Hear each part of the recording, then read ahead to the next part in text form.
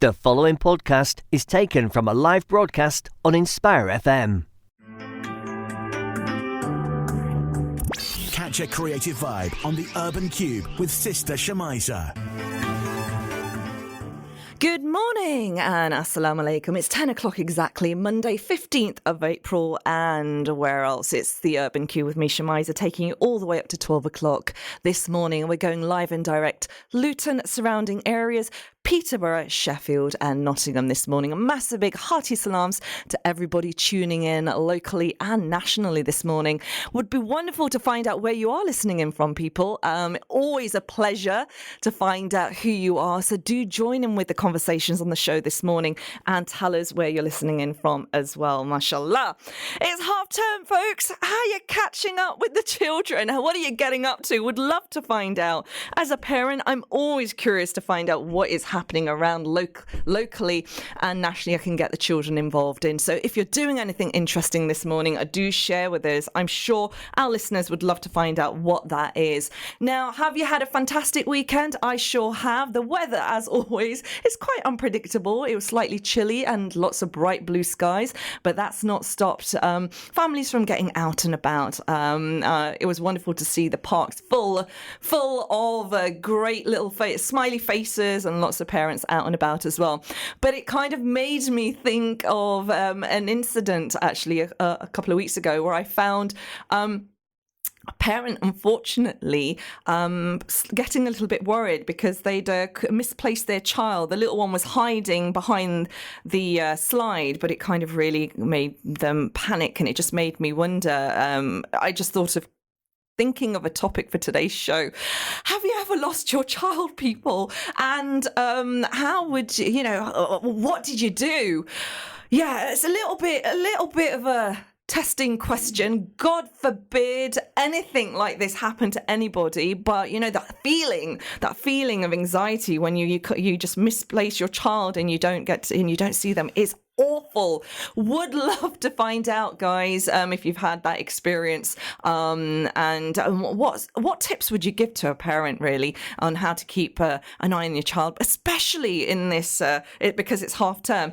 And I think it's quite suited, this question, because we're out and about with our children. We can kind of lose sight of them, and it's so easily to kind of get them lost. But that's not the only topic on today's show. We're also talking micro-volunteering. Micro-volunteering. Yes, people, it's National Micro-Volunteering Day. And this is about getting people to volunteer from their home, doing things like maybe writing a letter to an elderly person, or just supporting a charity from the home. So I'm going to be talking a little bit more about micro-volunteering. And I'm not alone in the studio this morning because I'm joined by some fabulous guests who've joined me locally, mashallah, in the studio. On today's show, we are getting Ramadan ready, inshallah, with the therapist and entrepreneur, Asma Sheikh. She'll be joining us, inshallah, over the phone. Plus, we're going to be talking about mental health and empowering women with two wonderful ladies who have actually been, through their work, have been nominated for the Mayor's Award as well. So, mashallah. So we'll be finding out a little bit more about who they are. Now, if you'd like to join in with any of the conversations, folks, the way to do that is to WhatsApp us on 07779 481822. We are talking about micro-volunteering. We're looking at ways to keep our children safe and in front of us when we're actually going out and about, because it is the half-term holidays. Plus, we're also finding out about mental health and empowering and working with local women and empowering them on the show this morning. Want to say a massive big salams to our guests who are in the studio with me this morning. They are no other than the very, very fabulous director of the charity Healthy Minds. She's also a mental health first aider. She is in the field of post-education as well. It's no other than Shazia Afzal. Assalamu alaikum. Wa alaikum salam, and salam to all the listeners today. Oh, that's a lovely salam. I like that. Thank you. I know we're going to have a lovely conversation with you. Now, mashallah, Shazia, thank you so very much for joining me this morning. Was it too difficult to get out this morning to see me? It was actually quite easy because I usually get up about 7 anyway, so it was actually a pleasure to be here today. Now, I understand you're a mum. Yes, I am. A busy mum. Is it half term? Are they little kids or older children? I've got teenagers. Ah, gosh, what are they like in half term? Just sleep. Sleep. Yeah. That's all they do. Yeah. It's crazy, isn't it? Yes, They it just is. sleep through it all, and but you can like kind of let them get on with it, can't I you? do let them get on with it. The only time you see them is when they're hungry. Can you feel that vibe, people? That is the case. Teenage kids only come out of the room when they're hungry. I want to ask you: have you ever lost one of your children? Oh, actually, I have. And I actually lost him on the school grounds. Of all the places. Oh gosh, that must have been an awful experience. It was an awful experience because I had my eyes on him. Yeah. And he was about 4 at that time. So I had a boy running and I assumed it was my son. So I just kept an eye on that boy. But obviously it was another boy wearing the same coat. And I got to the gate and realised I sort of touched his shoulder and he turned around and it wasn't my son. Oh, no. And it was probably one of the most awful moments in my life because just to think, I'm just looking around, I couldn't find him. Oh my goodness. Alhamdulillah, but you did. Yeah, after a lot of panic. Oh Yes. gosh, that your heart just dips, doesn't it? It's a horrible feeling. And we're going to be finding out more about your journey of motherhood and also this fantastic charity that you're a director of, which is called Healthy Minds, which is focusing and exploring on mental health with locals, inshallah. We'll be finding out a little bit more about that. But also you're supporting other great work in the studio, which brings me very, very nicely to another remarkable lady who's joined me this morning. She is the chair of the organisation Women Connecting Women, and she is somebody that's also very, very passionate about post-education or just education overall in the community, and it's no other than Lobia. Lobia, assalamu alaikum, sister. How are you this morning? Walaikum salam. I am okay. How are you today? I'm very, very well. So Lobia Begum is in the studio with me this morning as well, and we're going to be catching up with her about her experiences in empowering women in possibly volunteering, education, and just generally across Luton. And an exciting event that's going to be happening too. So, Lobia, we've been talking about motherhood and losing children. I stopped listening. You stopped listening? Why did you stop listening? Is that because you don't have any children? No. You're not married? I'm not married. Okay, but you've got nieces and nephews, right? Oh, I have lots of nieces and nephews, about 25, so I'm always stuck babysitting. Do you take them to the park? I do. Okay, is it always like, do the parents always roll it over to uncles and aunties, right? This is your time, people, take the children. They do. My sister-in-law does that a lot to me. So if I'm sitting at home, she's like, here you go, can you babysit? I'll be back in about 20 minutes. 20 minutes? And she's gone for about 3 hours. Yep, 24 hours. I love the way they do that. They're so good. But you know what? I think aunties and uncles are just so precious. Mashallah. Can we send a massive big shout out to all the aunties and uncles there that do a fantastic job looking after the children at half term? Should be 20 minutes, turns out 24 hours. That's Exactly. fine. That's fine because you can always return them back. Yes, yeah, that's the good thing. You could always return them back. Nice and clean, I hope. Yeah. Folks, if you've just tuned in, you are listening to The Urban Q with me, Shamiza. It's 8 minutes past 10 o'clock and we're having some great conversations on the show this morning. We're talking about mental health and we're going to be talking about Ramadan, getting yourselves Ramadan ready. Plus, we're talking about empowering women on the show as well, inshallah. Now, if you'd like to join in with any of the conversations, you know what to do. You can contact us on 07779 481822. Now, Shazia is looking at me thinking, Shamiza, you've been on this show for such a long time. You still have to look over to see the number. It's one of those things. But you know what? I'm going to get you ladies to say that number for me in a moment. So what is the telephone or WhatsApp number, Shazia? The number is 07779 481822. Do you know what? Baba Tariq, if you're listening, we need to record that. She's got a great radio voice.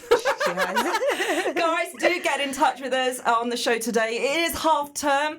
A lot of children will be at home, inshallah. You might be travelling out to a wonderful destination, travelling in the car, listening to us. Would love to know where you're heading off to. Now, last week we had the pleasure of the wonderful Bilal Hussein and Saira Mahmood with Hassan and Hashim, who came in for 20 minutes and then dashed off to Dubai and Pakistan. Ramadan. They raised over £2,000 for the Luton Food Banks via the Colour Fun Run. These were two gorgeous little children, aged 5 and 7, and we had such an amazing response from all the listeners that were tuned in the show, saying they were so inspired by the parents and the awesome children as well. So I'm sure we've been asked, a few people did say, when are they coming back? When are they coming back? Hashim and Hassan, thank you so very much for joining us last week. Now, we've got so many awesome individuals across Luton Town who are really, really making a difference. And last week was the Mayor's Award. Awards were given out to lots of very wonderful people who are doing tremendous work across Luton, and an award was given out to yourselves as well, ladies. Tell us what that experience was like, and give us a little more insight into women connecting women. Who would like to start? I'll start. Okay. Right. Women Connecting Women, we started the organisation in around 2017, didn't we? With a bunch of volunteers. So there's around 18 of us women that have come on board. Believe it or not, Azad from Crescent Hall, he brought us all together in terms of... So it's a man that brought you together? Yes. How interesting. It's interesting, isn't it? Yeah. So the mission of Women Connecting Women is to support women embrace their power and the purpose of their life. So I like that title, Embrace Their Power and Purpose in Life. Mm-hmm. Where did that actual title come from? Because that's really nice. It's so strong. It's such a strong statement.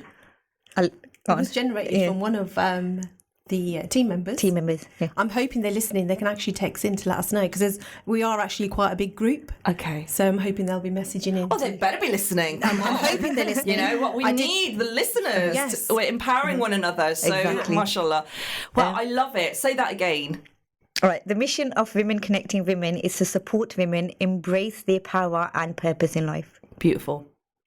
Okay, so I'll just carry on. So anyway, so we have women from all profession backgrounds in terms of, we've got solicitors on board, we have social workers, makeup artists, teachers, bloggers, designers, chefs, and the list goes on.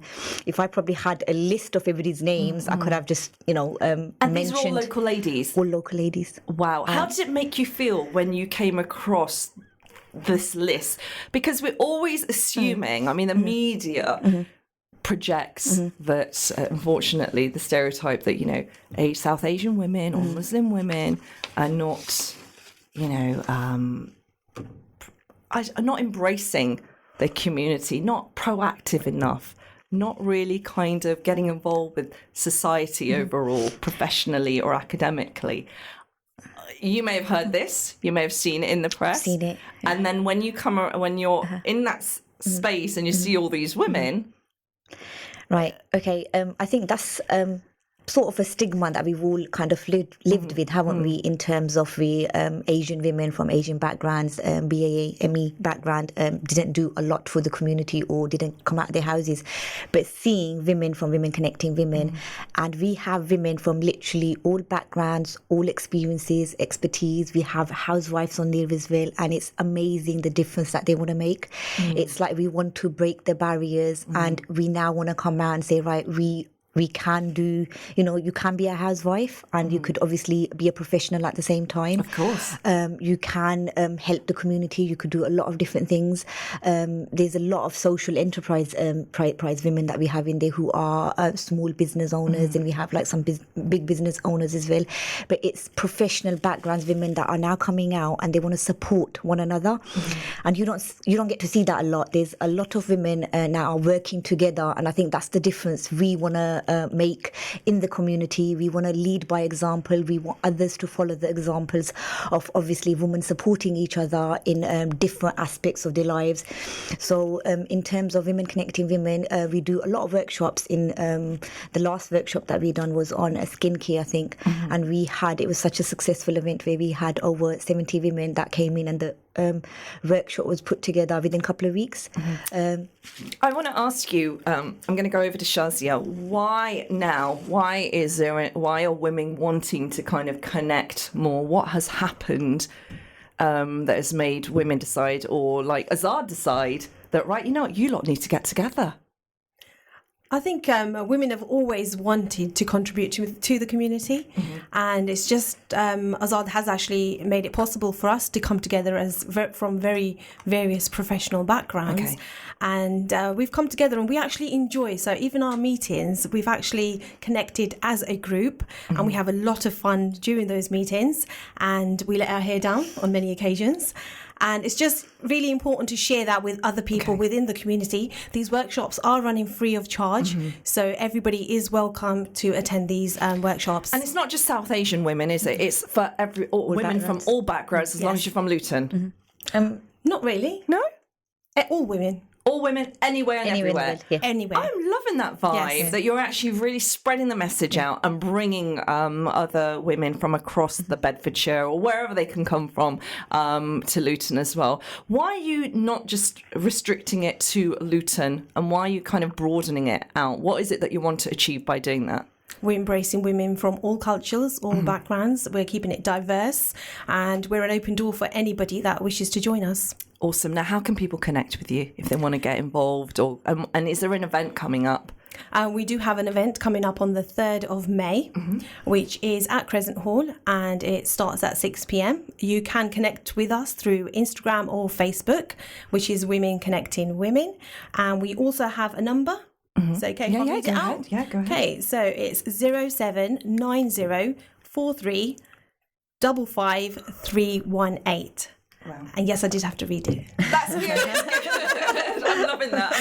You know, the logo on Lobia is a tree, and I found that really quite interesting. What is it about the tree? Why did you choose to have a tree and not like something more feminine, maybe? I mean, I'm not saying trees are not feminine, but it was quite interesting that the tree was used as a logo. Am I putting you on the spot here? There was a lot of thought process that went into that tree, because the tree just represents like diverse community, and it's got loads of colours on it, so we can come from any background. It's inclusive to all women. I think that design did take a while. It did, yeah. And it took a lot of thought process into it. It's just, you know, we start from a root and we come from many different roots, but we embrace each other. Definitely. It's a root element, which is so significant, isn't it? Because a tree, as long as it's rooted, it grows. And grows and grows, yeah. Yeah, it grows and grows, and it embraces, and it provides so much solace. That's so true. And harmony. I'm good at this, aren't I? You are really good at this. So I just love trees. I absolutely love trees. They're and trees are quite an interesting part of this show, because we're always talking about the environment. We're always trying to kind of focus on being a bit more ethically and environmentally aware. And what's interesting is that I'm seeing a lot more interest from the Muslim community embracing the environment more so. Now, this is kind of leading me on to another fantastic guest that's going to be joining the show after 10:30 is no other than Asma Sheikh. Now, she's an entrepreneur. She's a spiritual. She describes herself as a spiritualist, and she is a very delightful sister who's going to be getting us ready for Ramadan. There's an event happening in Luton, inshallah, a free event that she's going to be participating in, and she's going to be sharing this event with us after 10:30. And she's also somebody who actually creates skincare with natural products. So can you see the link now? And natural, the environment, and those products might be something that you guys might be interested in connecting with Asma. Now, this show is about collaboration, and it's also about making those deep, meaningful connections. Now, we do have two remarkable women in the studio who are actually making sure that they're making that possible for not just local women, but women from across the country as well, and bringing it to the heart of Luton. It is both the ladies, Shazia Afzal and Lobia Begum, are from Women Connecting Women. I think a very much needed platform for our, not just the local women, but the women nationally as well. It's an absolute pleasure to have you join us this morning, ladies. And bright and perky, can I say? You look absolutely fabulous. So thank you so much for sharing your energy and your commitment to this charity. Is it a charity? How would you describe? I mean, I've called it a charity, but is it a charity? It is a charity. Uh-huh. Yeah, so we've set up as a charity. I think the aim is to get women from all backgrounds to network and take advantage of obviously the platforms in terms of how they could come out, how we could support them, or how we could support each other. So everything so far we've done on a voluntary basis, haven't we? Yes. So we're literally giving our own time. So we all have our professional lives. We're all working full time. And we all make time for women, connecting women, because we want to be able to break the barriers and make a difference to literally all the women that we possibly can. That's wonderful. And the fact that you're committed to this and you're providing that voluntary time. Now, Lobia, you're somebody that is very committed in engaging with your local community. You support a lot of educational philanthropy in the community, and your objective or your mission, I believe, is to create leaders and entrepreneurs like yourself and to help them lead and achieve goals. And is this something that you're wishing to bring into Women Connect Women? Yes, it is. And it's something that I have been working on since I think about 2004. I have been in the education sector since then. So I've been involved with a lot of projects locally, nationally and internationally. I kind of thrive off supporting a lot of women become entrepreneurs, leaders, confident individuals who are able to make their own decisions and lead good lives. Wow. You sound as if, you're saying all the right things. And, do you do public speaking as well? Because it's the words that I've been listening to you, I'm totally embraced by everything that's coming out of your mouth. I don't do public speaking, but I do a lot of presentations. But I prefer to stay behind the scenes and support the women and literally make them become leaders. Mashallah. Now, you mentioned about making people leaders. You are an experienced senior manager, and adult education is your passion. So how did your actual journey begin, Lobia? Where did you start from this interest in kind of engaging and inspiring local communities and women to become leaders? I started working with Learn Direct in 2004, and we were obviously delivering courses in terms of to the community who obviously knew what they were doing in terms of it was level 2 function skills, English, maths, ICT, business admin, retail management. But there was a market that was being left behind, which was a lot of deprived communities, isolated communities, a lot of women that were coming from abroad who didn't have any education or knowledge, a lot of men who couldn't read and write and unfortunately couldn't get into jobs that they probably wanted. They have education obviously from back home, but when they've entered UK, it was either factory work or takeaways that they were working in. And then there's nothing wrong with that. Yeah. It's hard work, it's labour, but you feel that there is potential for growth. They felt there was potential for them to grow, but they didn't have the knowledge to know how or how to get to that stage. So we identified the gap. We started supporting isolated communities, deprived areas. A lot of women who were even unable to support their children with homework because of the language barriers, IT skills. We're quite fortunate where we're able to use our smartphones. We're quite fortunate where we're able to log into our emails, send out emails. But these women and men that we come across would be paying people to do the application forms. So that's how we set up as a voluntary organisation, I think since 2004 maybe. So we did a lot of work behind the scenes. So now we're involved with a lot of projects where we're actually going out and supporting these people. Wonderful. And it's just grown bigger and better, hasn't it? Yes. Folks, it is 10:23. You're listening to the Urban Cube with me, Shamiza, and I'm joined by the very awesome Lobia Begum and Shazia Afzal this morning. They're talking to me about mental health and empowering local women, part of 2 charity organisations that they are both directors and chair of. We're also going to be carrying on with a conversation with them, as well as joining me after 10:35. We're getting Ramadan ready with another fabulous sister by the name of Asma Sheikh. She'll be talking to us about tips on how to kind of improve ourselves in preparation for Ramadan and post-Ramadan as well. That's all coming up after 10:35. Now, if you'd like to join in with any of the conversation that we're having on the show this morning, Shazia, how can they do that? They can text us through the live stream on Facebook or text in with the number 07779481822. Love the way she does that. She is good. She is good. All right, I'm going to switch her mic off now. I think my job is on the line.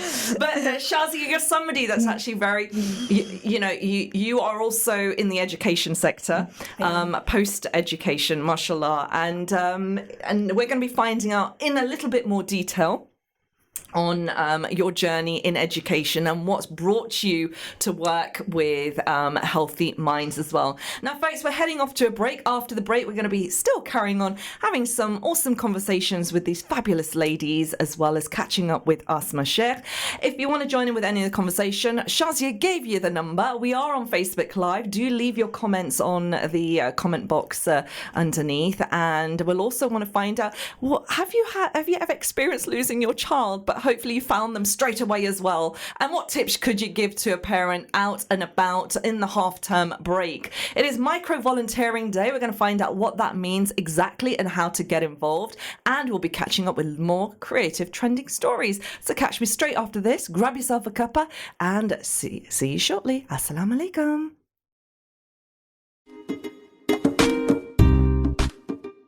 A brand new show has just landed at Inspire FM. Mother's Planet. Join us on air or via Facebook for a good old chinwag about motherhood. Share your experience or expertise with others, whether it's what's the best shampoo to use or what to cook for dinner. The floor of discussion is yours. Join me, Neelam, Fridays at 10 a.m. only on Inspire FM.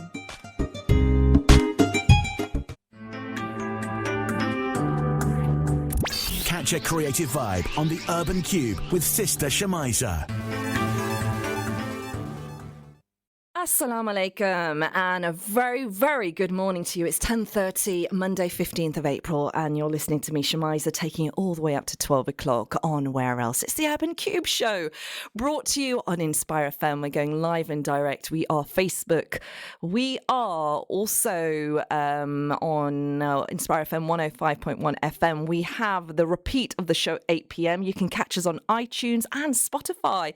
We've also got a podcast that we roll out as well straight after the show. So there's no way you get to miss the conversations on the show this morning. Now, today we are talking about getting ourselves Ramadan ready.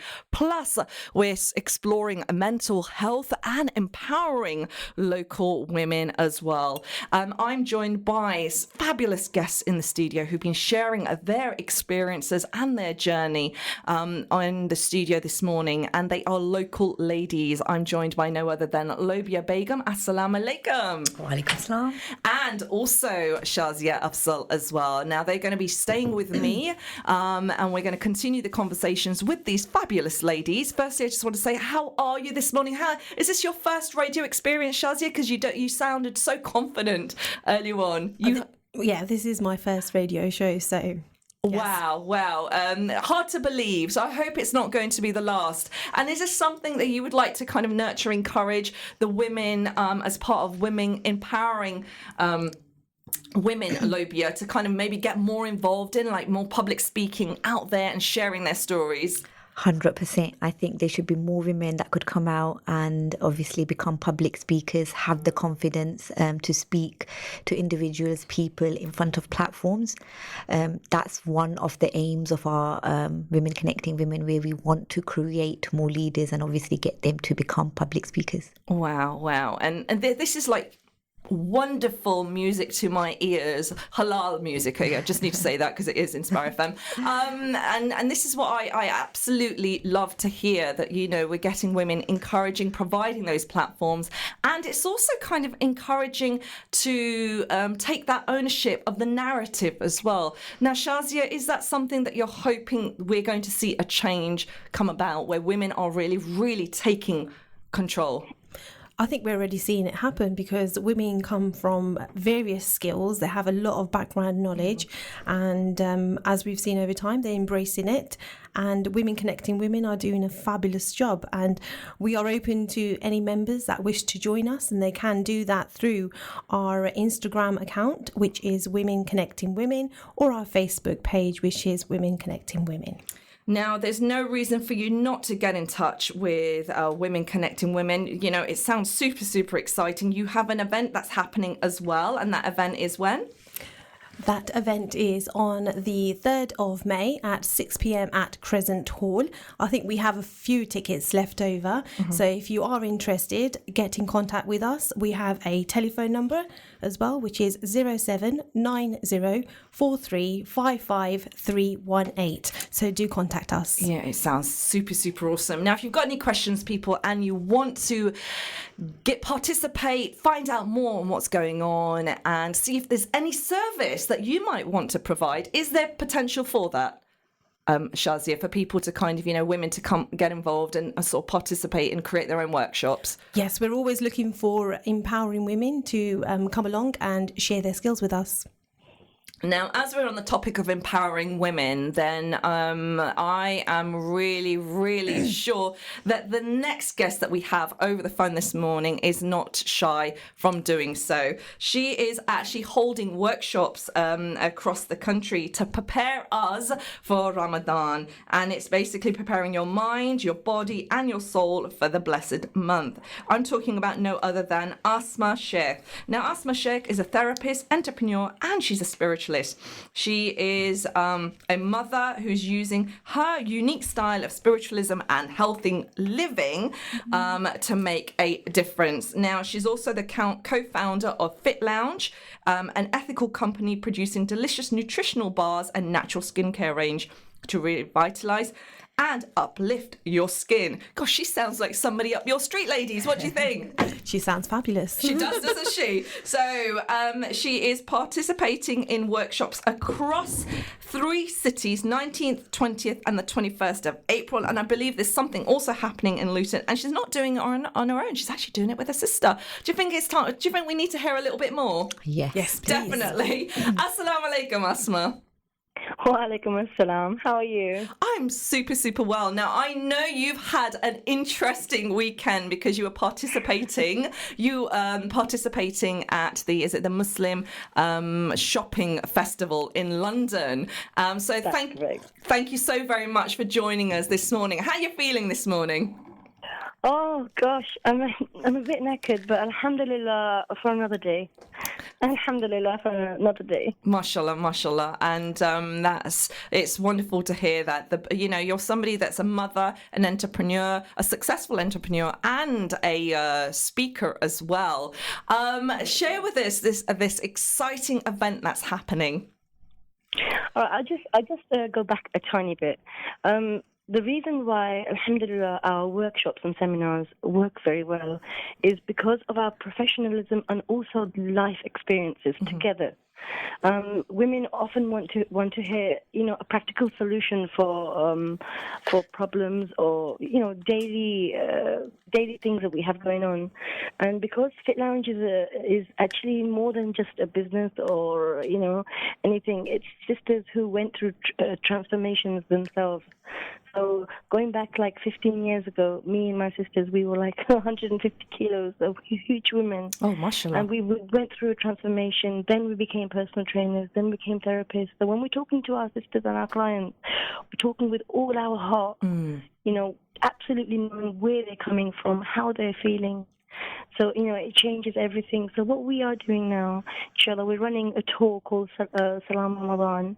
That's the first one we're doing in Manchester, Bradford and London, inshallah, this next coming weekend. And in these programs, we will be covering topics like organizing your kitchen for Ramadan for young mums with IBD or IBS, and how to cope with Ramadan with these problems. Wow. Because it's such a big problem for mums with IBD or IBS.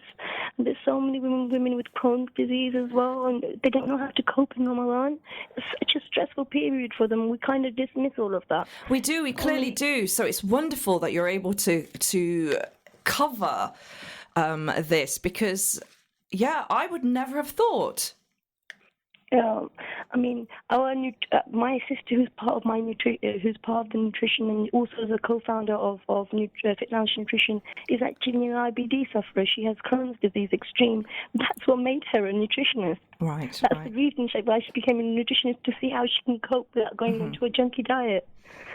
Wow. So there's a lot of covering personal experience that you're able to share, which makes it more, I don't know, valid, I suppose. Absolutely. So we can talk about routes to take, and then we talk about the NHS as well. What NHS teams provide Muslim services, which we've taken years of research, talking to them, finding out which sources will provide a Muslim doctor and a nurse if we were to ask. And of course, the food, what foods to be eating in your suhoor, in your futur, towards your tarawih time, get you all the way to tahajjud. Every Ramadan, we all have a dream, don't we? This Ramadan, I'm going to wake up for tahajjud, or this for Ramadan, I'm going to go for all my tarawih. But the saying is, your soul, your ruh, lives in a home, and your body is the home. So how strong is your home? So we have to focus on that home, and it's an amana from Allah. So this is what these programs with Salam Ramadan is all about, to get us prepared for Ramadan. And the whole ethos is to prepare for Ramadan, not to prepare in Ramadan. And I think that's the key, isn't it? Prepare for. Yeah. It's the steps towards Ramadan. For some people, you know, if the no preparation is done, it's a bit of a shock to the body when you immediately go into Ramadan. So is this a common thing now? Are we seeing more and more of this, a need for those steps before Ramadan? Oh my goodness, absolutely. These are so important, and some things that we completely dismiss. For example, let's talk about Sahri time or Sahur time, and we want to drink loads of water. Yeah. Now you want to drink. I see my young son drinking 8 glasses of water, and I correct him. No. You have to start 6 months before. Now your body's not trained. Your body's not trained with drinking fluid between Isha and Fajr. And between Isha and Fajr, you want to take down 12, 20 glasses of water, and you're going to expect your body not to react. Wow. So what advice would you give to anybody listening in? Obviously, you have a workshop which is happening now. I know this is in 3 cities across the country. Is there anything happening in Luton? There is. There's something happening in Luton as well. We're going to be running the same program and a lot more in Watford, actually, which is near to Luton. And in this day, what we're doing is we're doing a complete day of workshops. Of course, we're sharing topics on how to prepare yourself for Ramadan. But as an addition, this is something that our young mums have requested. We're running like a mini master chef. Ooh. So we're giving you all the recipes that you can possibly think of, being an Asian, being an African, being an Arab, quick recipes that are low in carb, that are high in energy, suhoor platters, iftar platters, and tarawih snacks. And we're teaching you what foods to be including and what to be taking out of your diet to keep you maintained, keep that energy level nice, slow, and released throughout the day. So, are you actually cooking then? Doing cooking sessions? We are going to be. What we're going to be doing is we're going to have ingredients out. We're going to have a little electric cooker there, and we're going to be showing you quick tips and recipes of what you can be doing for your suhoor and futur, and also how you can transform your kitchen over a course of a few hours, and how that can help you through your Ramadan. Do you know, this sounds absolutely exciting. We have Shazia Afzal and Lobia Begum, 2 very remarkable women in the studio this morning, sharing their work through Women Connecting Women. It's all about empowering women. Ladies, you're listening in to Asma, giving us lots of tips and guidance. I've never heard of anything like this before. I'm really super excited. Is this something you'd participate in? I definitely would do, because obviously your well-being is really important. And it all starts with self-care, because if you're going to be able to look after yourself, you're going to be able to look after people around you. Of course. So that self-care is very important, and it starts from those points. And as the director of Healthy Minds, this is kind of pinnacle in the work that you do. So yes, relating back to Asma, you totally understand that language. Lobia, as a young Muslimah, your preparations for Ramadan, have you started, or has this inspired you to kind of like think, quite right, I need to get something going now? I think Asma has just literally inspired me. I've been taking notes in my head. of the things I need to do now, so I'm going to start preparing. Because I'm getting a little bit nervous because Asma, you said like 6 months beforehand, and we've got, what is it, less than 3 weeks? I mean, how long are you doing your Ramadan countdown? How many days, weeks have we got left now, Asma? We've not got long at all. We're looking at the 4th or 5th of May, I believe. Wow. That's when the first fast is. So what can we do in preparation for that? I know you don't want to give too much away because you've got these workshops, but for those people that may not be able to attend, how can they get hold of these wonderful tips and advice and guidance? Well, what they can do is they're most welcome to contact me on my Instagram page, which is fitlounge_nutrition. But however, I would love to give a few tips. First of all, please start drinking your fluids now. Train your body from Isha to Fajr. Wake up every 2 hours and drink 3 glasses of water. Train your bladder, train your bodies to intake so much water without any gastric problems. Number one. That's the first one. That's why we all end up with that horrible pain in our upper belly. It's because our bodies are not used to that fluid amount at that time. Oh, wow. So train your bodies from now on. Wake up at Isha, between Isha and Fajr. Drink water. Go to sleep. Put your alarms on. I know it sounds thingy, but I'm telling you, these small things will make all the difference. Again, start training your bodies, how to train them. For some resistance training at home, that brings strength in the body. So just speed walking while you're going to school in the morning for young mums. We're mainly focused on young mums because by Allah, it is a challenge. They have to be feeding the children, and may Allah give them so much ajr. We dismiss the fact they're not working, they're at home, they're doing the most hardest work. Looking after those babies and those young children. We've all been there, feeding the kids while they're fasting and making sure that it's all ready for the whole family, the in-laws, the husband. For them, it's the most hardest fast.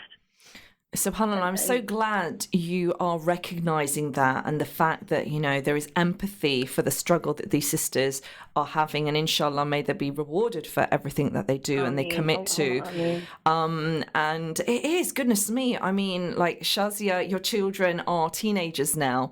And what was it like for you when you had the little ones and trying to fast and kind of balancing the home and work and motherhood and the fast as well? I mean, they were a little bit easier maybe back then. I think it was actually easier. They told me that it was going to get better, but actually I preferred it at that time because I'm not sure how we women tend to do it, but we just tend to manage somehow. Alhamdulillah, it's just like super extra power that we have. Yes. It's like, blessings from Allah subhanahu wa ta'ala, mashallah. And how, is this the first time you've started something like this, Asma? We've been doing it for 7 years now. 7 years? And it's the first time I'm hearing. Wow. Well, so we were first known as Inspire and Be Inspired. But then when it comes to Ramadan, we changed the name called Salam Ramadan. Okay. So that's how it is. But our first workshop was with 5 women in our house. 5 women in your house. 5 women in our house, and the second one was with Orphans in Need, with a charity called Orphans in Need, and we were in Marriott's Hotel. Then it just started going. And then last year we had a national tour. Year before that we had another. So alhamdulillah, I mean, I'm telling you, we didn't intend to get here. Our intentions were just to help the women in our community. It's just word of mouth, and this is the beauty of being a woman. Allah has put so much feeling in our heart. Allah has blessed us with emotion. Allah has blessed us with vulnerability and emotion. That is a blessing for us. We just have to find the right level and platform, that plank to use it. And when we start using that, our work is sincere. That's how Allah has made us. Such beautiful words. And this platform you're sharing with your sister as well. How awesome is that? What's it like working alongside your sister and sharing this beautiful message? Alhamdulillah, it changes everything. Sometimes when we are talking, emotions rush back. Because with my history myself, I was 15 years ago, I was sectioned in a mental ward, declared mentally retarded. That was my journey that I began there, and I wanted to fight for my mental health without going under too much medication. And I took a lot of support from my family, a lot of support from Muslim services in the NHS to pull me out of that. That was the beginning of my journey. So I've been to the very other end. So I have to expose all of this for all the young sisters who've been through mental health, to tell them, yes, it's very scary. We understand. And you know what? Islam is not dismissive of mental health. So let's get through this. Subhanallah. When I talk, yeah, it is. When I talk about this, my emotions sometimes get the better of me, because I have the same people around me that really held my hand through this. And when I had a fight on my hands, they believed I could do this, and they helped me through this. After Allah, they helped me through this. So I'm talking about support. Your support is so important. And when we talk about female empowerment, we prefer talking about our historians. For example, the personal trainer of all times, Khawla bint al-Azwar. And the names go on. We have a woman in Islamic history we talk about, and we emphasize what was her ethos, what made her the woman that we all talk about. She's got millions and billions and trillions of followers. She's marked Islamic history. She made a culture for us. What gave her that label? Let's explore more what she did so right, and I want to follow her. I'm so inspired by your journey, and Shazia in the studio and Lobia are as well, because both of these women are kind of, taking in their own way, their lead in empowering other women and also mental health as well. Now, Shazia, I just want to ask you, listening into Asma's journey, the fact that she was sectioned and she somehow, alhamdulillah, came out of that and was able to kind of take that control back, and she is now sharing her experience. Is there enough support for Muslim women impacted by mental health in the services, like, for example, the NHS and wider services? Because you're a director of an organisation that works with mental health, healthy minds. You've actually obviously seen something. That's why you've had to set this organisation up. Mental health is obviously a subject that most Asian communities and black minorities don't wish to talk about. So it's really good that so many people are actually coming out and actually talking about it, because it's nothing to be ashamed of. It is probably one of the most darkest moments that a person goes to, but it's very important to have a support network around you that can actually help you and support you through that journey. Like I like to say that mental health is actually a journey and not a destination, and it's really important to take that stigma away. And, it's an illness that is treatable with the right support. Now, mashallah, Asma, you gained the right support, alhamdulillah, and made the support network always remain steadfast and blessed. What has their experience been now, seeing you where you're at? How do they feel when they see you doing these workshops and sharing your story? Well, first of all, what happens, we've seen the pattern, because we've done these so many times now. The pattern is sisters immediately begin to trust you. They trust you because you've been there. And then when we go to each city, what we do is beforehand, we talk to mind, we talk to men, we talk to mental health, we talk to early intervention team, crisis team, before we go there. And we call them and say, do you know what? Can I ask you a question? Yes, you can. You're from the NHS. If I'm a Muslim woman and I have my reasons and I ask you, can I be seen by a Muslim professional, will you provide that for me? Yes, we will. Okay, can I have you at my program at the panel? I'd like to share that with my. Now, what happens is with a lot of Muslim families, it's not the woman who doesn't want that. She's afraid of what the family's going to think. You just need a Muslim person to step in to explain the Islamic side of it and the medical side of it and collaborate that together. That makes all the difference. Could I just ask, what is the Islamic side of this? Because I never thought there was an association. Well, when I say Islamic side, sometimes families can be very difficult, especially like the sister said, Asian and African families can be very difficult to accept that their family member has a mental health problem. The stigma. They'll just say she's mad, leave it alone. Okay. Not the fact that she actually has an illness like diabetes, like any other illness, and she needs to be treated for it. So what you're trying to do here is actually make people aware that this is an illness and it needs support and it needs that attention, full attention, as any other medical condition. Do you know what? I'm just so delighted to have had you join the show today, because I knew of you, but I didn't know how much, how how your journey has been. So it's been remarkable listening to you, and I really feel that we want to hear more. But I know that you're going to be you're tired from this extraordinary event that you were part of yesterday. Oh yes, hold on. With the Watford event, there is also another Ramadan incentive. Every first 100 women who sign up, and by the way, it's all free entry, will get a free little hamper from us as well. Ooh, and that hamper includes great skincare. Now, we don't want to be promoting your brand because otherwise it becomes marketing. But I'm wondering if Lobia would be interested in hearing the fact that you do natural products, and they do have something called they do an event called Women Empowering Women, and they had a skincare event. So maybe you guys need to connect. We do definitely need to connect. Inshallah, we'll connect, inshallah. And with our nutrition, I'm not gonna name anything, but with our nutrition, we focused on Ramadan. So we made something called Ramadan Fuel. So it's a breakfast for Ramadan, and it fuels you through the day. And it's got, mashallah, fantastic reviews. Do check them out on our Instagram page, inshallah. And your Instagram page is?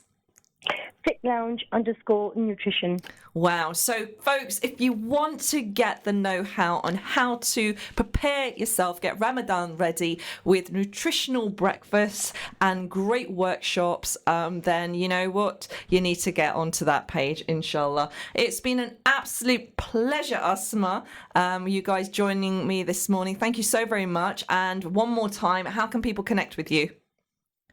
They can connect with me through Facebook. Our Facebook is Fit Lounge, through Instagram as well, and then we can take it from there, inshallah. Mashallah. Good luck with the workshops, mashallah, and may you have a blessed Ramadan.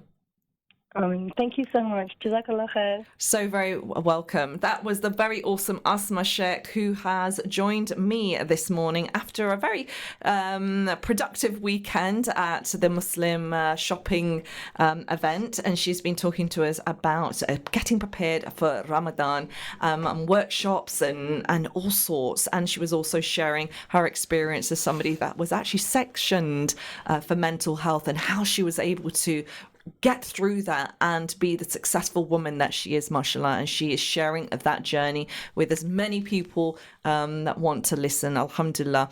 Now, it's a 3-city tour that she's doing, and I'll give you more details about that. She's doing it with her sister. How awesome is that, to be actually to do that with a sibling as well, who's also a professional in her own right. Now, we're heading off to a break. After the break, I'm still going to be having cool conversations with the very awesome Shazia and Lobia in the studio. Now, you can actually join in with a conversation with us on WhatsApp 07779 481822.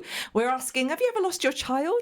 And share that experience. I know it's a little bit negative, but it might be a funny story. So join me straight after this. Assalamu alaikum.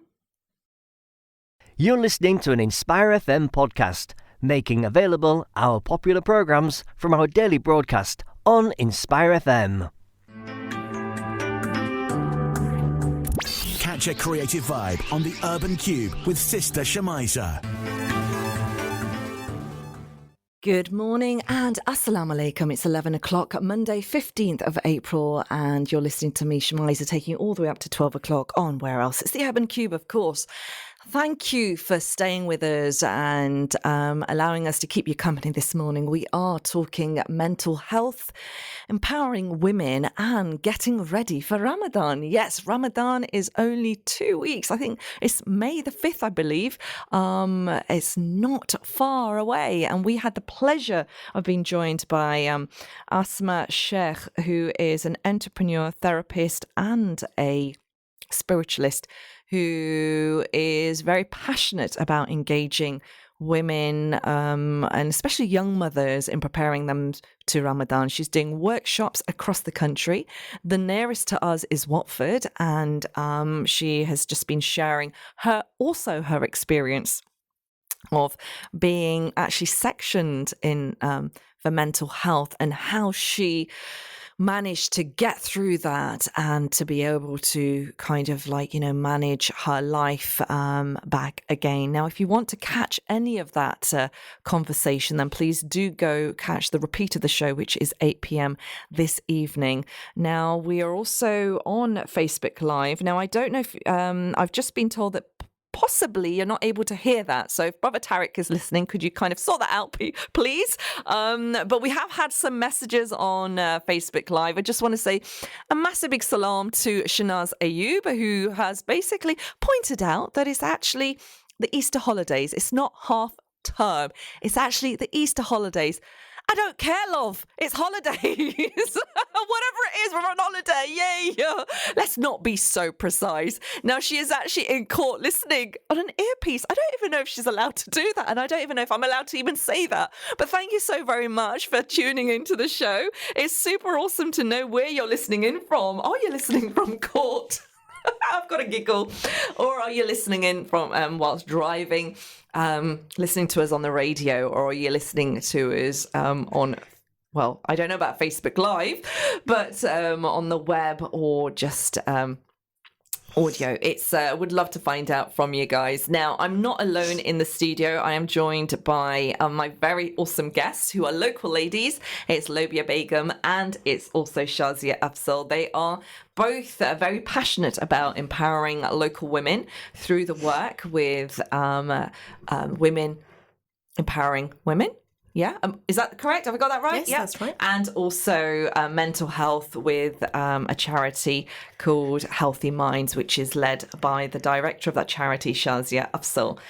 Now, we were very much in awe of the conversation that was being had with Asma Sheikh, who was very, very honest about her journey and mental health, and she described mental health in like the South Asian and Black community, as you did, as well as being quite stigma led.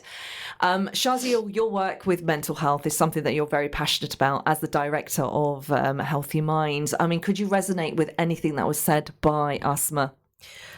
Asma obviously touched on some key points there. Going through it and especially experiencing it yourself gives you more of an insight into what is actually happening, and it's important to have a good support network around you to help you through that process. She did say that it got to the point when she was sectioned, and that is probably one of the worst moments for anybody that is suffering from mental health illness.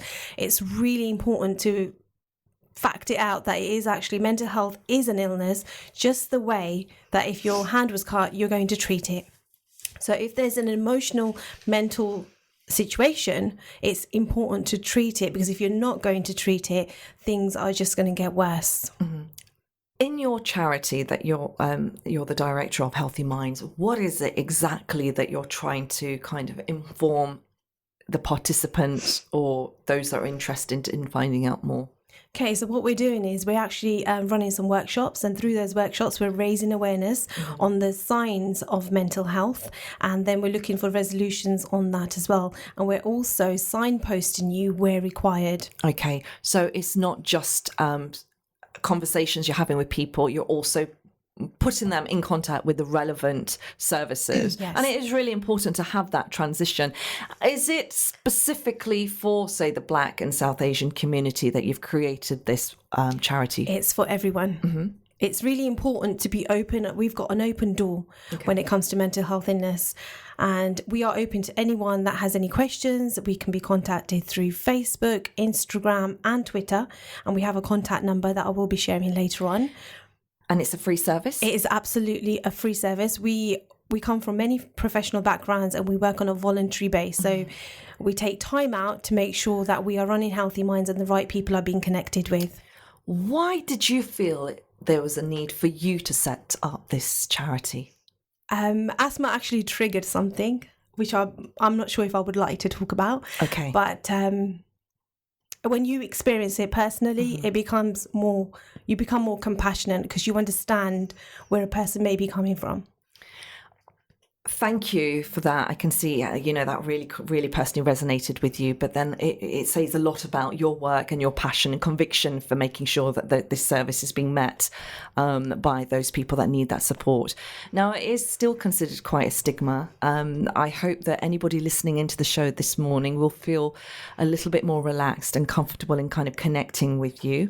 Could you mind just giving us your details again for anybody that may have missed how to contact you. Okay, so we're Healthy Minds, and we can be found on Instagram, Facebook, and Twitter.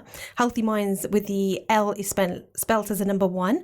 Our contact number is 079040999614. So if you can just leave us a voicemail or text message, and someone should get back to you. Now, on the show, it's mental health is a regular feature. The reason being because I understand the importance it is of discussing this. And what we tend to talk about is the fact that the age level of mental health seems to be getting lower and lower and lower, where children as young as 2 have been considered or just noted as having mental health issues. What is the lowest age that you are inviting to come and speak to you about, and also how does it make you feel when you hear that?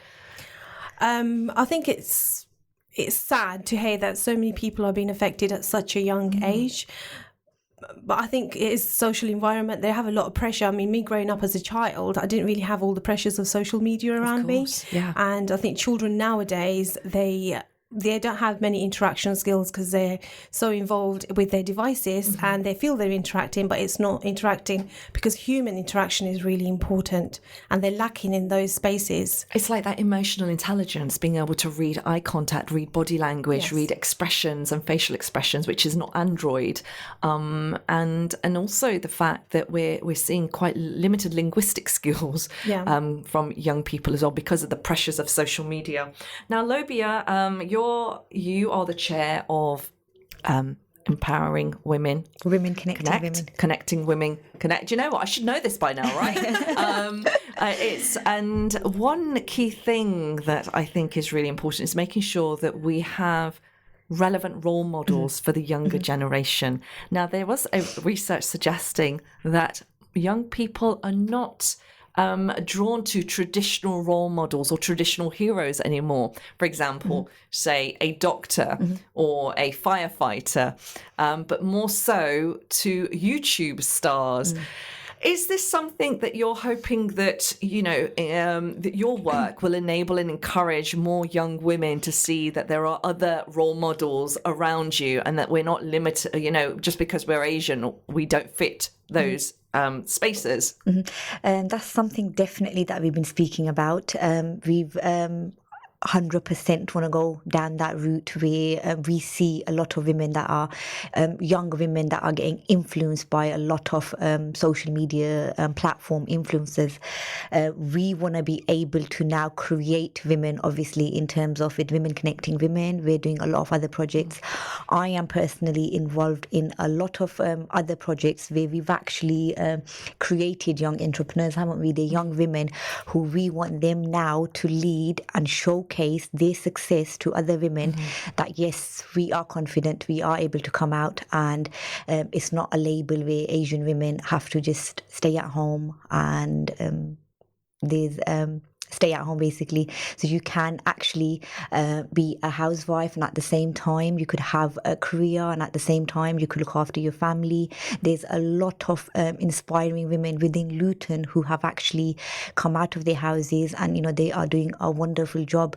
Majority of the women that we've come across in this field are from Women Connecting Women, and then there's a lot of other organizations that we're connected with as well. And it's so inspiring to see that now the young women that we've come in contact with, they are looking up to these women where they want to do well in their lives. And there's nothing wrong. Can I just make a point of nothing wrong about being a homemaker? Absolutely because nothing. Everything starts from the home, but it's knowing about how to balance that to be able to build your home to the best ability, but also have that passion for a career as well, and to balance the two. And we also need to remember that it's okay to just be a homemaker. Why not? But be the best that you possibly can in doing what you're passionate about, and having that balance. Now, folks, 11 minutes past 11. It's the Urban Cube. You're listening to myself, Shamiza, taking it all the way up to 12 o'clock this morning. We're talking about empowering women. We're talking about mental health, and we've been talking about getting ready for Ramadan. Now, I had the pleasure of speaking to Asma Sheikh just before the break, and it was really quite inspiring, especially finding out about how how we sometimes forget about young mums in Ramadan and how really it's really quite not as easy for them to kind of balance motherhood and young children and also practice their faith as well and reap the rewards of Ramadan. Shazia, I was speaking, I was thinking of yourself when I was listening to Asma, that motherhood and fasting, goodness me. I think we spoke about it earlier on. Listening into Asma, was there anything that you were able to gain from the conversation that we've had with her? Well, obviously, she mentioned that we need to be drinking water 6 months in advance. So I think we're a little bit late for that. Maybe next year if we are still around by then. But yes, it's very important to nourish your body the right way so that you can actually fulfill Ramadan in the most healthy way possible. Because it's about, the nutrients. She called the body the home. And it is a home, and we forget that. Yes. And it's a gift from Allah subhanahu wa ta'ala, our body is, and we do need to nurture it and care for it. And it's fantastic that, that the world is recognizing the significance of fasting. We're seeing lots of research suggesting that Ramadan is a time where, the fasting enables the immune system to regenerate itself. Lobia, listening into Asma, anything that you were able to take from the conversation we had with her earlier on? Quite a lot, but there was one thing that I took note of in my head was that I am pledging to support my sister-in-law, who's got 3 young daughters, as well as my sister, and I'll be a little bit more active in Ramadan in terms of supporting them with the cooking. Oh, bless you! That's a real. She said it live and direct, people. If her sister-in-law is listening, they're not listening, and her sister, she said it. And how would you plan on doing that? Because I'm seeing babysit, so they could do the cooking. Oh, wonderful. Do you think it should be a joint effort? Do you think the men should be doing equal amounts of cooking in comparison to the women? Of course. They do say men make the best chefs. So. Of course. Yes. And they always seem to forget that when it comes to the home. It does. You know? So if you're listening, blokes, get your apron on. Yeah. This is what it's all about, She also mentions a Ramadan master chef. And I really was quite taken in by that. I was quite drawn to that. It'd be wonderful if there were things like that happening in Luton where we get great, cooking sessions happening. Guys, if there's anything like that going on across the town, please do keep us updated. We'd love to find out how people are actually getting ready for Ramadan. It's not far away, mashallah. The time is going very, very quickly. And as Asma said, the more you prepare yourself, the sooner, the better, and it becomes more easier. So if there's anything folk are doing, then please do get in touch. We'd love to share what you're planning to do with our listeners this morning. And our listeners this morning are from Luton surrounding areas, as well as Peterborough, on Salam Radio and Sheffield on Link FM. So please do get in touch with us. Now we have Brother Matloob, who says men also make a bigger mess in the kitchen. So they make a bigger mess in the kitchen. So that's what is that you saying, Brother Matloob, that they shouldn't even enter that vicinity? Well, I think they should cook, but then they do need to remember that they need to wash up after. Of course, exactly. We ladies tend to do it, so yes. There should be no exception for men. No exception whatsoever. Thank you very much, Brother Matloob, for contacting us this morning. And alaikum salam to you. Now, he said, yes, they make, and then he says no. So I don't know what no means. You need to explain. Do get in touch with us, guys. We'd love to find out from you guys. Should it be equal in the kitchen? Should the men and the women equally take a role and responsibility in the cooking and the cleaning across Ramadan? Yes. What's your thoughts on this, Lobia? It should be equally shared. Mashallah. So, we're hearing it from the ladies, equally shared. We should do a poll. Yes. There should be a poll, an Inspire FM Urban Cube poll. And Brother Matloob did say it should be equal. Yes, we totally agree with you, brother, there. So thank you very much for that. It should be equal. So, folks, the conversation today, we were asking you guys, it is Easter holidays. As our dear listener Shanaz has pointed out, it's not half term, it's actually end of term. I don't really care. It's still a holiday. It's still a holiday. And we want to find out from you guys, have you ever experienced losing your child for just a short period of time? I don't want it to get so, oh my God, I don't want this to turn into like a traumatic show of any sort. But have you had that experience? I mean, and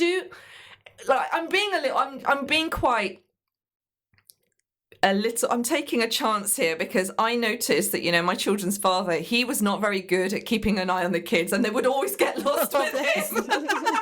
There'd been occasions, I'm stood there, watch the children, I turn my back, 2 minutes, where's the child gone? And I always found I was always looking after everybody else's kid in the parks. I'm keeping an eye on other people's children. Maybe it's just my maternal teacher instinct. Have you ever had that experience, ladies? All the time. I think when we tend to go out with families, I tend to sit back and I'm watching all the nieces and nephews. But what you need to remember, we've only got 2 eyes and there's only certain points that we can, because children are very fast. They're fast and they're adventurous, and it takes them a split second to literally get away. Oh my gosh, and come back, hopefully. As long as they come back, it's all fine. It's all fine. It's all fine, and I've, on beach holidays, what I saw was these tags that parents were putting on their children with a number underneath it in case the child got lost, and they saw a guard of some sort, so they could inform the guard and they could be called, and these tiny little things like teaching your child safety, not to speak to strangers, and remembering numbers, emergency numbers as well. Any experiences as an auntie, Lobia? Have you ever managed to Plenty. lost a child in your... I lost my niece once. I think we were in town and she was playing hide and seek. Right. And oh my God, I started panicking. My brother was there, my sister-in-law was there, but I was babysitting and she was playing hide and seek. She was literally right next to me and I started panicking, and then she crawls up and she's like, "Papa John, I'm here." And I'm like, "You've just made me have a panic attack." I love the way she's like, "Papa John, I'm here." Like a little fairy. I'm not playing. Sit down. This is not the right place to play. Oh wow! And play is an interesting factor, because research is suggesting that children should have less toys, less gadgets, less toys, so that it's stimulating their mind to create more imaginary play. As a mother, Shazia, what's your thoughts on that? When you were bringing up your children, who are now, mashallah, teenagers, who I think are still in bed. They probably still are in bed, yes. Yeah. Guys, you should be listening to your mum on the radio. Supporting her. So would you agree? I mean, what was it like being a mother and purchasing gadgets and gimmicks for your children? Did you go for like the old traditional toys like boards and, book? I think when they were younger, they did play around with a lot of toys, but I have to say it's so easy to give into like the new digital native, because everything is about gadgets, and I do have gadget freaks at home right now. Wow. And that's the thing, isn't it? That's a struggle, and how to balance that. But I think it is down to kind of parenting, and we can manage that if we wish to not give in. Yeah. We are semi-gadgets in our house. I think the children, their best play is jumping on my bed very early in the morning. Yeah.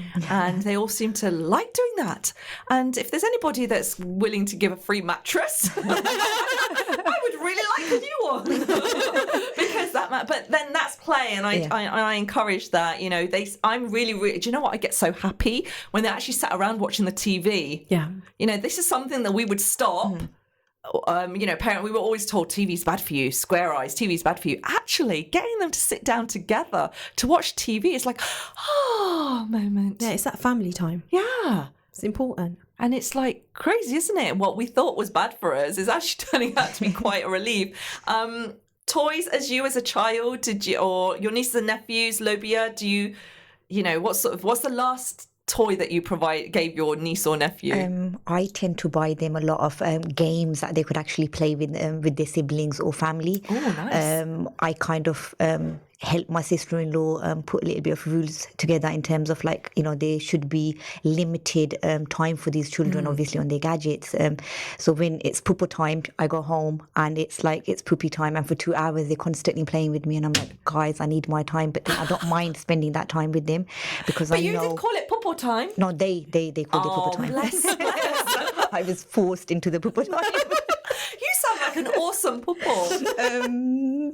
You could ask my nieces and nephews. If we're listening into the show, what are your nieces and nephews' names? There's loads, but the ones You've that got are at 24, home, haven't you? 25. 25. We have Ayat, Fatima, Aiza and Mustafa, and they're the ones that I'm constantly taking out, babysitting. I'm so glad you know their names. Do you know the rest of them? I do, but the list is too long, so let's Okay, not what about mention date of them. birth? I do tend to remember the date of birth. Try asking me. I bet they don't make you forget their date of birth. They don't. My niece's birthday is coming up in August, I think. And Mashallah. already she's made a list of things that she wants. And I'm like, Wow, wow. So in the half-term holidays, Easter holidays, she's made a list of things that she wants to do, and all of them are activities that she wants out, obviously, in terms of taking her to the park, like family time. Oh, so she's only lovely. 6. But and that's I think, so important and that's so precious. It's not about like the quantity, it's about the quality. And the qualities, yeah. simplest memories, just like going to the park, picking a leaf, or, throwing pebbles. Not at anybody, just, on the ground, picking pebbles and stuff like that. They create those beautiful memories. exactly. And getting children more outdoors is about healthy minds. Exactly. And nurturing their mental well-being as well. And if it starts early on, I think that could process into, more positive outlook in the future. I'm assuming so, but obviously you're more inclined to kind of give me more direction in this. Could this be a way forward, maybe, if we have more outdoor time? It is very important to have more outdoor time. Through Healthy Minds, we are actually taking a holistic approach to it. So we're introducing talking therapies, walking therapies. Oh, nice. We have knitting therapies that are going really Cool. well. I still need to learn to crochet though. Wow. But I know how to that's knit. next. That's the my next workshop. challenge. So I Do you know need to what? I'm crochet. So, isn't it crochet? Crochet. Yeah. So yeah. Okay, all right. It's all right. I just like the tea. That's why it reads as well. That's why it doesn't reads tea. Are they? You know what? I need to ask people. Are there words that you read and they read different to the way you say it? Have I confused you guys? No, I know what you mean. Yeah. There's plenty of those Like, kind of there's words. plenty. Crochet Yeah. is one Yeah. word, but baguette. I used to call bagot. Yeah. Let's not even go there. Let's not go in there. Croissant is a difficult one. Yeah. I always find that. But coming back to handicrafts, now there is a growing trend now that handicrafts are really good to help with mental health. And the fact is that the NHS are actually prescribing art as a means of mental Yes. well-being.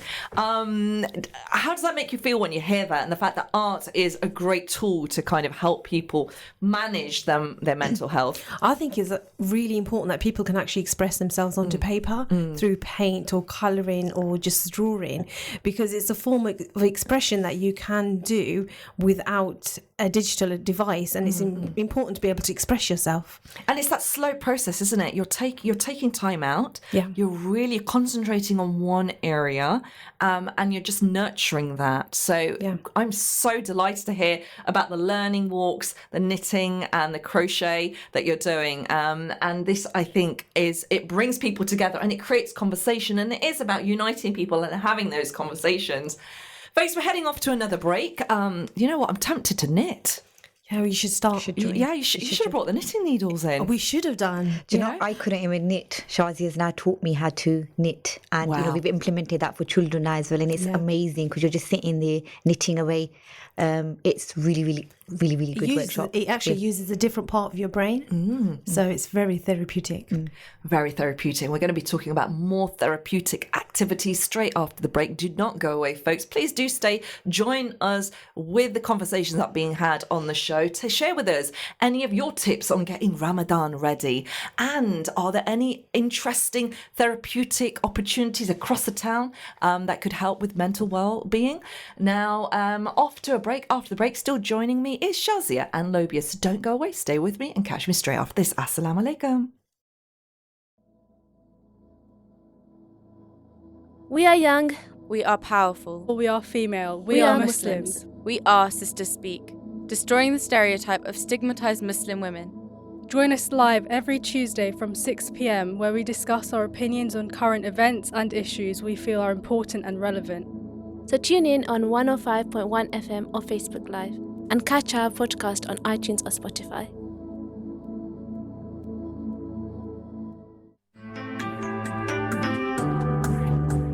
Catch a creative vibe on the Urban Cube with Sister Shamiza. Good morning and assalamu alaikum. 11:30, Monday, 15th of April, and it's the final half an hour of the Urban Cube show with me, Shamiza, taking you all the way up to 12 o'clock. Goodness me, 1.5 hours flown by because I'm having some great conversations with my guests in the studio. Live with me this morning is the very awesome Shazia Afzal, who is the director of the charity Healthy Minds, a charity that focuses on the holistic approaches to mental health and well-being, from workshops as well as signposting folk that need support to the relevant support network, inshallah.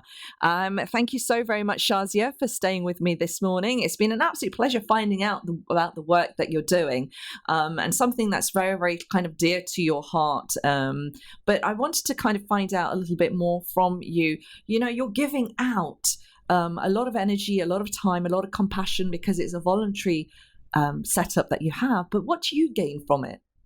Going back to self-awareness again, because you're a better person by giving to others, and it actually makes you, by contributing to the community and others that are in need, you're actually satisfying yourself as well. Wow. So it's self-satisfaction. And self-satisfaction is something that we are going to be talking about, because it is a micro-volunteering day today, people. Micro-volunteering. Now, this is a simple concept where individuals take convenient, bite-sized actions, often from home, in support of a good cause. Now, it can be anything from writing a letter to an elderly hospital patient or tagging internet photos to help the visually impaired. Micro-volunteering Day aims to raise awareness of this kind of short, easy, active citizenship and encourage people to get on and get involved.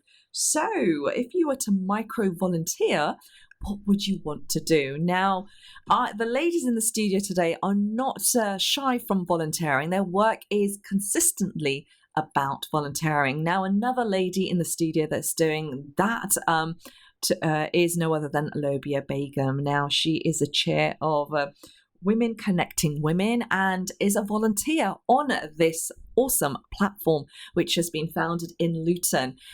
Lobia, you're somebody that's also passionate about philanthropy and education. You're a senior management who's had quite a lot of experience in the community with motivating and engaging people in the education sector. And also you're an ambassador for a charity called Page, which is another volunteering initiative that you participate in. So today is National Micro-Volunteering Day. I mean, why is volunteering so significant for our communities? I think it's important to give back to the community wherever you are, whether you're obviously based in the UK, internationally. So I think giving back to the community, supporting, helping the unfortunate, I think it's a good way of moving forward. You're teaching other people a thing or two.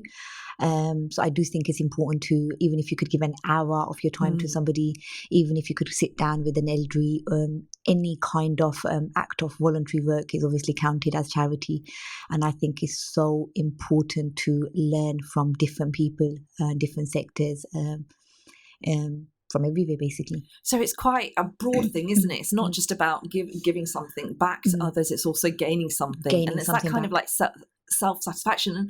And what I find from people that do volunteer, they always say that there is a lovely feeling. There's a wholesomeness, and it makes you feel human. Yeah. Would you describe that wholesomeness in the line of work that you do, Shazia? All the time, because obviously Healthy Minds is a voluntary organisation, and so is Women Connecting Women. And it is, like you said, finding that wholesome within a person to say that we can contribute, and you might make a world of a difference to somebody. Yeah. And it's really important that you're there to do that for them. And making a difference to somebody. We don't know what people's struggles are. Life is so fast-paced at the moment, and nobody knows what's going on in people's lives. And just helping, supporting, or just a smile. Like smiling is sunnah. Just smiling at somebody can make a massive, big difference. Folks, micro-volunteering, it's a term that I've never come across. I didn't realise that you have volunteering and then there's tiny bits of volunteering. When we think of volunteering, we do think about, long programs of volunteering, maybe in a charity shop or doing supporting an organisation. But you can actually narrow that down and do tiny little acts. For example, just writing a letter to an elderly hospital patient, or just making somebody aware of an event that could be of good use to them. And talking of events, do you want to micro volunteer people? What is it? What's your event, and how are you going to get people engaged involved? Do you like the way I just do that? I just love that. Yes. So we are Women Connecting Women that are running an event on the May the 3rd at 6 p.m. at Crescent Hall. I think we do have a few seats left over, so if anybody's interested, please do contact us. We will be talking about the subject of mental health through the workshop, which is Healthy Minds. Do you require volunteers? Yes, please. Okay, so how can they get in touch, and what sort of volunteering are you looking at? Any kind of skills. So if you're interested, just contact us through Facebook, Instagram, or contact the number provided, and we shall find something for you to do. I like the way she said, we will find you something. There's nothing, we will make sure we find something for you. Lobia, Women Connecting Women. Obviously, there are lots of professional women from all walks of life at this event. Now, do they provide, or could they provide, work experience for, say, our younger females that want to have a taster of the type of career these women are leading? Oh, definitely. I think it's something that we could definitely look into, go back, take it to our team, speak to them. And if one of our women or most of our women can inspire, obviously, young people, then why not? And that's what it's all about, isn't it? It's expanding the family. And now it's not just for women across Luton. What you're talking national as well. So, but it's at the heart of Luton. I'm absolutely loving that. The fact there's so much going on in Luton. Was it quite an eye-opener when you saw all these women turning up? And did you know all the women, or were they new to you until they turned up on the day? Some faces were new. Some were well known. Okay. So, but we connected so well. I think you can never put loads of women in a room and for them not to have no conversation. So we just gelled. Women in a room talk about, because I always hear this, right, which I always find quite remarkable, and I never believe it, but I hear it often, that women are not supporters of other women. Oh, that's not true. Not true at all.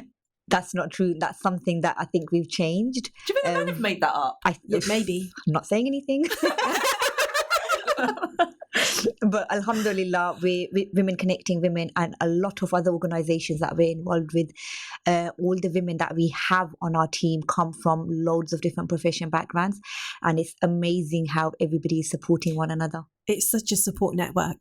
Is it because it's refreshing that you're finding women who totally get your vibe, who get your struggle, who understand the journey? It's having like-minded people there that want to contribute, because these women are obviously from professional backgrounds that have come together to give back to the community. What do you want to see more of for Women Connecting Women? I think what we want to see is for women to support each other, help each other break barriers, deliver workshops, inspire one another, educate one another, because we're all learning. We're always learning. Always learning. Every single one of us is learning. Now, could I ask, what are the barriers that women potentially are still facing in 2019? Are we still struggling with gender pay gap? I'm not sure about pay gap, but I do think that it is a little bit harder, especially for the BME women. Yes, I think it is a little bit harder. However, we have seen, like with this group that I'm actually with at the moment, so many women have come together and they're very empowering. Maybe they are there, we're just not seeing them. So it's really important that we come together and we make a difference. Is there a database for people to kind of find out who these women are? Because, you're all in a room. and it's women led by women. Obviously, the men are not allowed in there. But how does the rest of the world find out about you guys?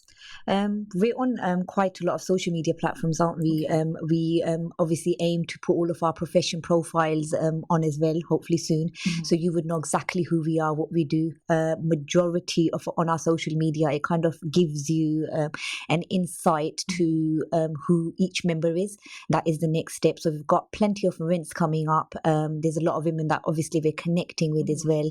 So in the future, you will be able to get an insight of all individuals that are on board, who we are, what we do, what our roles are as professionals, how we're supporting, obviously, Women Connecting Women, how more members could join, who the members are, how you could support as a volunteer, become part of it, and make Women Connecting Women go viral in terms of we want to work together as a team, empower one another, support one another, especially the women that are obviously facing barriers. Alhamdulillah, we're pretty lucky in terms of, we come from educated backgrounds, we come from we have a lot of knowledge, but then it's passing that knowledge on to some of the women that are unfortunate, some of the women who are unable to break their barriers, some of the women who don't know where to get the support from.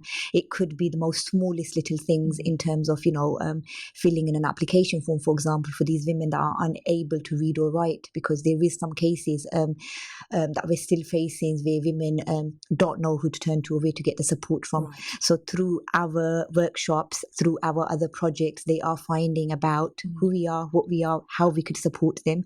In terms of, there's a lot of single mothers that we support as well who have no access to certain things, but they don't know which direction or what kind of steps to take in order to help them become independent.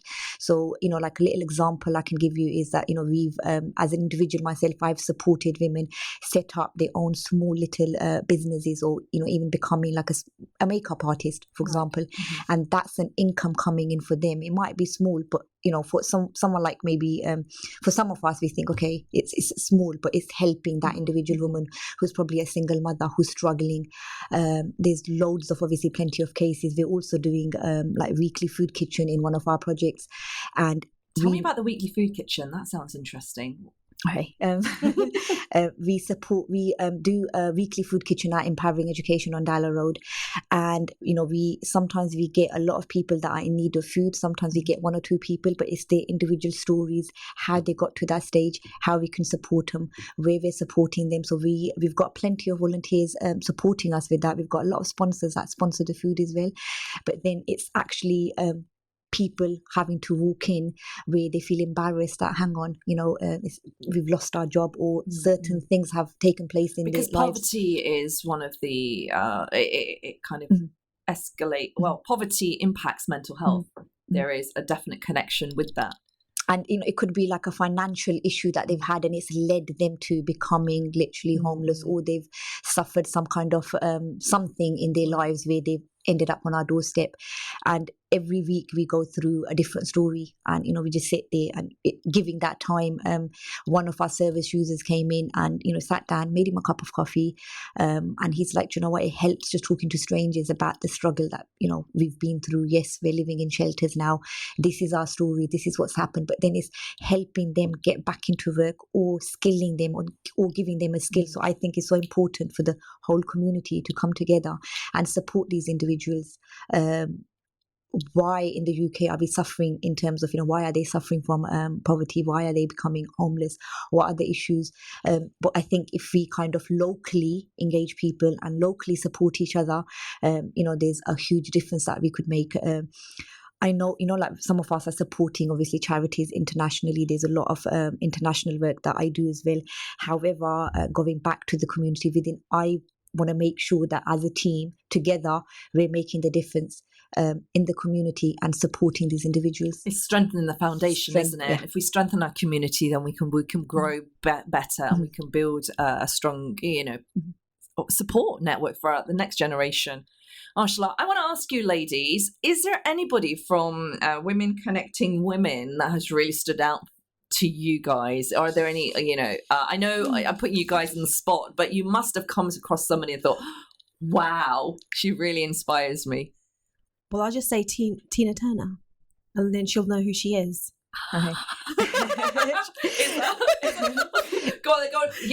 Okay. Well, I think she'll share that story with you Is herself. she going to share? Let's hope so. Okay, so come on, tell us who she is. Shanaz, Shanaz who? the food critic and a lawyer. Ayub, isn't it? she's Shanaz Ayub. Shanaz Ayub. Yeah. Interesting. Yeah. So she is a senior solicitor, mother, TV presenter, and also a published chef as well. Now, no surprises there. I totally understand why you find her super inspiring, and she has been listening into the show this morning. We may just need to go down the list and For me, I think every single woman that's in Women Connecting Women is inspiring. From the top of my head, obviously, so if you could just jump in with the names. We have, obviously, you've mentioned Shanaz Ayub. We've got some social workers in there. One of Hasna Viva, isn't it? We've got Khalida. We've got Khalida, the makeup artist. We've got Marcy Masala, Saira Kiani. Oh, Anisa Kiani, Saira Kiani. Then we've got, I think, Azra from One Stop. We have Salma Khan from Luton Food Bank. Fantastic. We've got the lovely Shazia from Healthy Minds. Ladies, please forgive me if I haven't mentioned any of the names, but Shazia, you could go through your list. But We've got Amy on there. So I'm just going through the list on my phone because otherwise we'll be in trouble. We have Hasna, and every single woman in Women Connecting Women, it's amazing the difference they're making. They all have a story to tell. And, if the radio could cater for about 18 women, we would be happy to come back. All of us. Put their stories forward. They're taking over the airwaves. I think they just have a party instead, wouldn't they, though? Oh, wonderful. It really fills me with joy and the fact that my daughters, I have 3 daughters, they've got role models to look up to, because whilst growing up myself, I never saw women of my colour, of my faith or my culture as role models, aspiring for towards great things. It was always other women, which I didn't have a problem with, but it would have made a massive big difference if I was able to kind of see women of my colour doing what they're doing. But now I know for my daughter, I can kind of navigate them to these amazing women that my daughter actually does know of, which is fantastic to kind of inspire and motivate them. Would you have the same feeling? Is that something you experienced whilst growing up, Shazia? Well, with myself growing up, I'm not going to mention how old I am, but I didn't really have many role models to look up to, like you're saying, the same skin colour. So I think it's really important that we do have women now. There is many of us out there that are inspiring others to do so well as well. And and it excites me when my daughters don't look at gender orientated professions. They want to do whatever they want to do because they like that profession, and they're not being conditioned to think, no, that's a boy's job and this is a girl's job. Mashallah. Folks, if you've tuned into the show, I hope you were listening from 10 o'clock this morning. If not, you are catching the final part of the Urban Cube with me, Shamiza. It's Monday, 15th of April. The time is 47 minutes past 11, and I'm having some very inspiring, motivating conversations with 2 awesome guests live in the studio, local ladies making a difference in the field of career aspirations, connecting women and empowering them, and mental health as well. Now, the ladies in the studio, you can actually communicate and correspond with them. They have their social media handles you can access, which I'm going to find out once again from yourself, Shazia. Should we start off with... Yeah, let's start off with Lobia. Start off with you. Okay, all right, don't fight me. Just get on with it. You've only got 2 minutes. Social media. I just love we're talking about empowering women, and they're like, you do it. Okay, we'll start off with Women Connecting Women. Yeah. We can be found on Facebook and Instagram. And the contact number for that is 07904 355 318. Perfect. Wonderful. And yourself, Lobia? Okay, we'll just ignore her. All right. So I've got all the information. You've got all the information. I know I'll let you have your moment. But thank you so very much for sharing that information. I do hope our listeners have been quite inspired to get in touch with you. I think the services that you're providing are, worth their weight in gold for not just women of your age, but also the younger generation. I think it's something that I think college students and high school students would really kind of be well suited in knowing about. But I want to ask you, are you connecting with like high schools and the local colleges to kind of raise awareness of what the work that you're doing? We are connecting with the youth, but we're also connecting with the elderly, because the elderly are sometimes left out. Yes, they are. So through Healthy Minds, our knitting club, now the knitting club has actually attracted a variety of people. So we've got very young ladies there. I have to say, we need some more males there. Okay.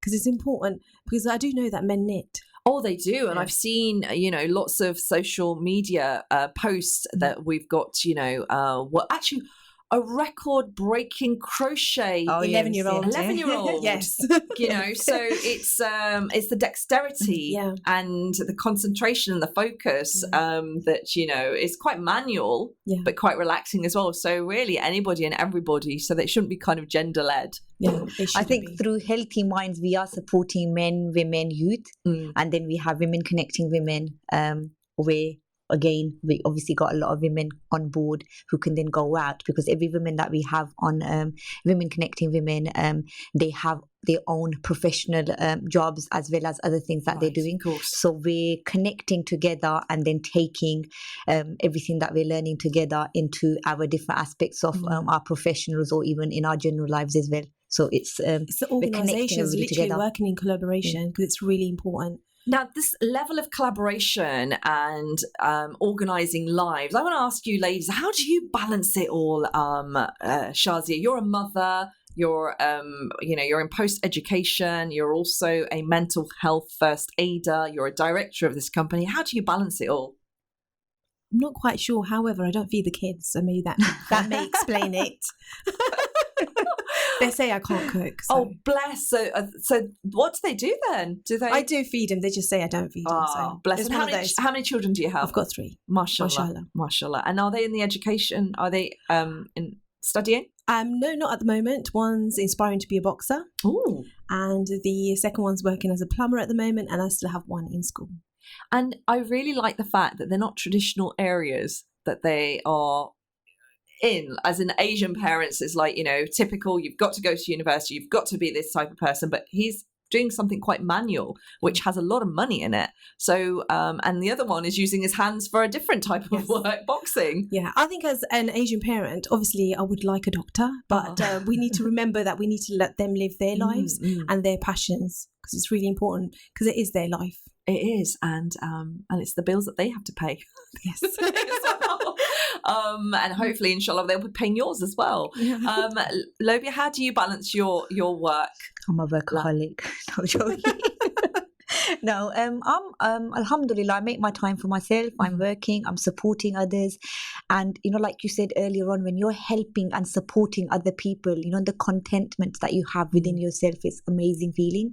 So by supporting and helping others, alhamdulillah, I'm able to balance my life, and, the time just goes and I don't even realize it. Fantastic. And how do you make time out for yourself? Because you've talked about helping others, but free time. Shazia, what are your passions or interests? Do you have anything? I tend to knit a lot. Knitting, okay. Yes. And we've got our walking therapies and talking. I've got a sister next door, cup of tea, and I just talk away. Oh, I like that. And we need to talk more, right? Yes. That's what it's all about. Because I think talking enables us to kind of just let it all out. And we're doing less of that. There seems to be more social media, screen time conversations, and less actual conversations in person, face to face. That person contact is really important. Definitely. Lobia, if there's anywhere that you'd like to go in half term with the little ones, where would it be? I need to go through my niece's list. She's got literally everything written. There's about 10 things on her item, and I think we've crossed about 6 so far. So there's a couple of more things she needs to do, but it's just me that she wants to do it with, and then the family comes along. You're the best auntie ever. I really need to kind of give you. Why don't you ask your chachi, or why don't you ask one of your other aunties, or why don't you ask your mom? She's like, nope, I want to do this with you, and then they could tag along. So I've got things planned with about 4 of them, and then. So what makes you so different to the rest of them? What is it that you're doing that they're not able, that they're doing? She must pick. Are you having more conversations with her and listening I do. I prefer it when they're playing out in the garden or when they sit down and we're talking rather than just handing them a phone or a tablet. Here you go. I don't do that at all. The children in our house, I never ever give them my phone or any of my gadgets. Fantastic. And I think that's a lesson for everyone, really. You know, what you set the ground rules and they will stick to it. You break those ground rules and then it's just a downward spiral, really. Then you lose that level of authority. Would you agree with that, Shazia? Yes, definitely. I think I do need to implement that in my house a little bit more. However, it is hard when they're teenagers. I know, gosh, tell me about it. I have a 14-year-old and a 15-year-old who's actually sitting, revising at the moment, mashallah. So all the children that are actually revising right now for their GCSEs or their A-levels, wishing you the best of luck. I do need to have a show where we're kind of giving out revision tips to the youngsters. I want to say thank you so very much, Lobia and Shazia, for joining me, and Asma earlier on in the morning. Thank you so much for the work that you do, really embracing the women of the community and those that are struggling with mental health. I think it's a wonderful profession or work that you're nurturing here. And I want to say thank you to everybody tuning in, and for those people that have been contributing to the show this morning. It's always a pleasure knowing that you're listening. You can catch the repeat at 8 p.m. this evening, plus Facebook. You can scroll back to Facebook and catch the conversations there. We're also on podcast as well. From me, Assalamu alaikum. Have a fantastic holiday, half-term, Easter break, and catch you next week, 10 o'clock till 12, Monday. Assalamu alaikum. Thank you for listening to our podcast. Why not tune in to our live stream at inspirefm.org and follow and subscribe to our social media platforms at Inspire FM Luton.